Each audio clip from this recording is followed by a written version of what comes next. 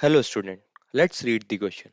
What refer to the sum of total weather condition and variation over a large area for a long period of time? सवाल को समझते हैं। सवाल हमसे पूछा है कि नीचे दिए गए ऑप्शन में से वो कौन सा सही ऑप्शन है जो सम होता है सादी वेदर कंडीशन का, उनके वेरिएशन का एक लार्ज एरिया पे एक लंबे समय के लिए।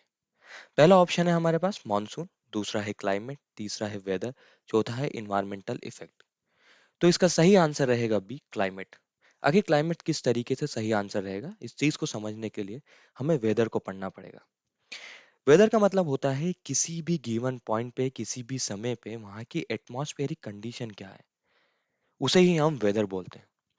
फॉर एग्जाम्पल, एक दिन आप उठे, आपने देखा कि बहुत ब्राइट डे है, बहुत सनी डे है, लेकिन दोपहर तक अचानक बादल हुए और रात को बारिश होने लगी। तो आपने एक ही दिन के अंदर अलग अलग वेदर कंडीशन को देखा। आपने सनी डे को देखा, आपने क्लाउडी डे को देखा, आपने विंडी डे को देखा। आखिर सीजन क्या होता है? सीजन कुछ नहीं, किसी भी ईयर में एक स्पेसिफिक, एक खास डोमिनेटिंग जो वेदर होता है उसे ही हम सीजन बोलते हैं। फॉर एग्जाम्पल, समर्स में हमें ज्यादातर समय गर्मी देखने को मिलेगी, विंटर्स में हमें ज्यादातर समय ठंडी देखने को मिलेगी। ये भी एक वेदर कंडीशन ही शो कर रही है, लेकिन एक डोमिनेटिंग वेदर कंडीशन शो कर रही है। अब क्लाइमेट क्या होता है, जो कि हमारा आंसर है। क्लाइमेट इन सभी चीजों का कॉम्बिनेशन होता है। Climate is the sum of total weather condition in variation over a large area of a long period. इस चीज को हम एक डायग्राम से समझते हैं, एक फ्लो चार्ट से समझते हैं। मान लीजिए कि एक वेदर कंडीशन है। ये डे कोई सा भी हो सकता है, सनी डे हो सकता है, ये रेनी डे हो सकता है, ये विंडी डे हो सकता है, ये मॉडरेट डे हो सकता है। जब किसी भी एरिया में काफी लंबे समय तक एक जैसी वेदर कंडीशन देखने को मिलेगी तो वो सीजन रहेगा कि ये वाला रेनी सीजन है, यहाँ पे ज्यादातर बारिश देखने को मिल रही।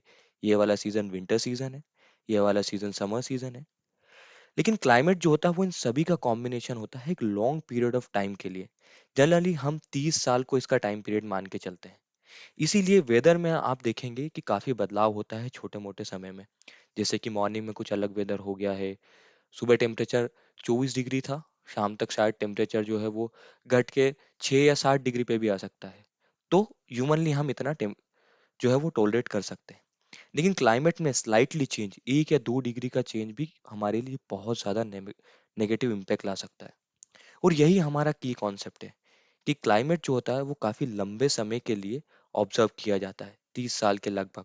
और ये सम होता है सारी वेरिएशन का, सारे वेदर कंडीशंस का। I hope you will understand the answer.